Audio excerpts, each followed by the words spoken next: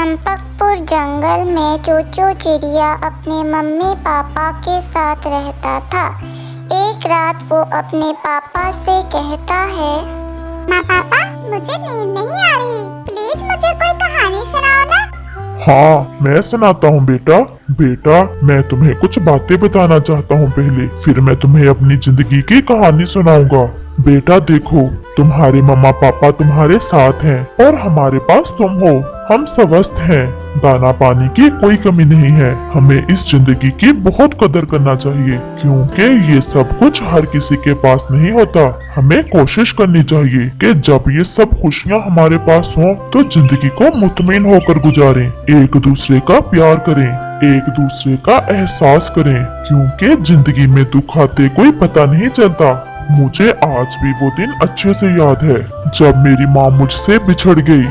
ये सब कैसे हुआ पापा? हाँ बेटा, बता रहा हूँ। मेरी माँ काफी दिनों से बीमार थी और फिर एक रात मेरी माँ की तबीयत कुछ ज्यादा ही बिगड़ गई और मेरी माँ ने अपनी जिंदगी की आखिरी चंद बातें मुझसे की। बेटा, मेरे जाने के बाद तुम्हें सब्र करना होगा, क्योंकि ये प्रकृति का निजाम है। जो आया है उसे जाना है।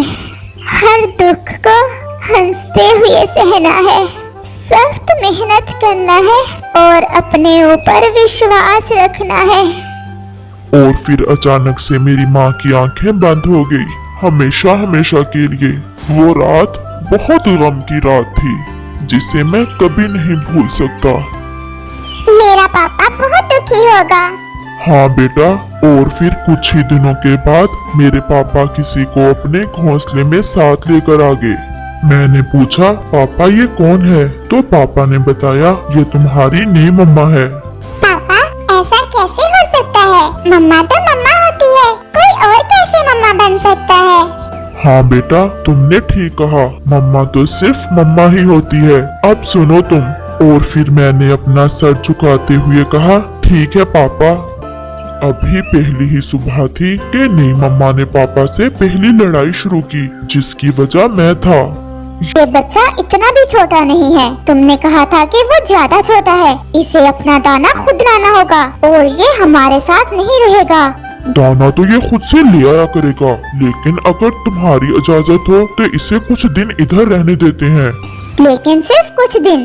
और मेरा पापा खामोश हो गया और मैं भी खामोश होकर ये सब सुन रहा था और ये साबित करने की कोशिश कर रहा था कि मैं बहुत बहादुर हूँ और कोशिश कर रहा था कि मुझे रोना ना आए। लेकिन फिर अचानक से जब मेरी माँ मेरी आंखों के सामने आई, तो मैं ऐसे रोने लगा जैसे पहले जिंदगी में कभी नहीं रोया। और मेरा पापा शायद मेरी नई मम्मा के डर से मेरे पास नहीं आ रहा था। अरे ये क्या, तुम क्यों रोने लगे हो? ऐसे मैं तुम्हें कहानी नहीं सुनाऊंगा। आपकी बात सुनकर रोना आ गया। नहीं बेटा, इसलिए तो मैं तुम्हें कहानी सुना रहा हूँ कि जिंदगी में जब खुशियाँ हो तो उनकी कदर करो और आने वाले दुखों के लिए तैयार रहो। अच्छा पापा, फिर क्या हुआ? फिर पापा भोजन की खोज में चला गया और नई मम्मा मेरी तरफ गौर से देख रही थी और फिर मुझ पर एकदम से चलाई। जाओ, जाकर दाना ढूंढो, मेरी तरफ क्या घूर रहे हो? और मैं चुपके से वहाँ से चला जाता हूँ। आज मेरा पहला दिन था जब मैं कुछ खाए बिना ही घोंसले से निकला था। मैं सारा दिन नदी के पास जाकर बैठा रहा और अपनी माँ को याद करके रोता रहा और मुझे भूख और प्यास का कोई एहसास ही नहीं हुआ। और फिर शाम हो गई और मैं डरते डरते अपने घर की तरफ चल दिया। पापा पहले से ही घर आए हुए थे। ये कोई घर आने का वक्त है? क्या करते रहे हो सारा दिन बाहर? आज पापा मुझसे ऐसे बात कर रहा था जैसे कोई अजनबी मुझसे बात कर रहा हो, लेकिन मैं डरते डरते बैठ गया और खामोश रहा। मैंने तुमसे कहा है इसे कहो अपना घर खुद बनाए। अब ये बड़ा हो गया है और अपना दाना पानी भी खुद करे। यही सोच रहा हूँ। और मेरा पापा फिर से खामोश हो जाता है। आज मुझे रोना नहीं आया था, लेकिन माँ की बातें याद आ रही थी कि हर दुख को हंसते हुए सहना है।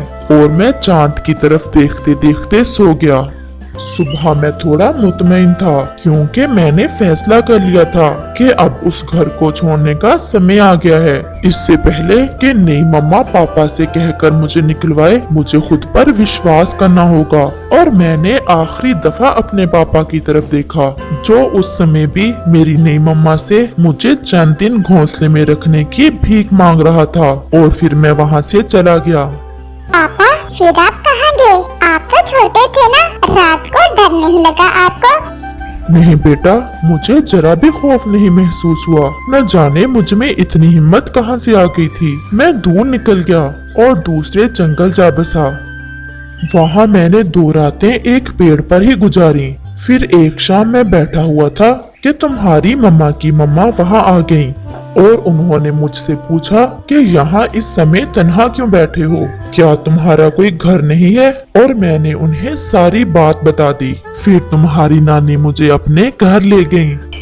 अब तुम यहाँ रहोगे हमारे साथ। सब दुख भूल जाओ बेटा, आज से मैं तुम्हारी माँ हूँ और तुम मुझे माँ ही कहोगे। और मैं वहाँ रहने लगा। मैंने सारा काम सीख लिया, घर बनाना भी, दाना लाना भी, सब सीख लिया। और फिर मेरी और तुम्हारी मम्मा की शादी हो गई। और फिर कुछ ही दिनों के बाद तुम्हारी नानी भी चल बसी। और फिर हमने वो जंगल भी छोड़ दिया और फिर इस जंगल में अपना प्यारा सा घर बनाया। और फिर तुम हमारे पास आ गए और मुझे जिंदगी के सब दुख भूल गए।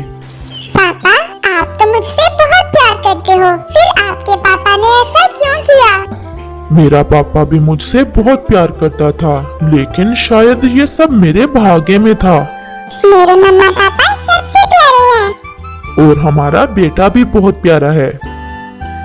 और अपने पापा से कहानी सुनने के बाद जूजू मीठी नींद सो जाता है। आपको हमारी कहानी पसंद आई तो प्लीज हमारे चैनल को सब्सक्राइब कर देना और बेल नोटिफिकेशन ऑन कर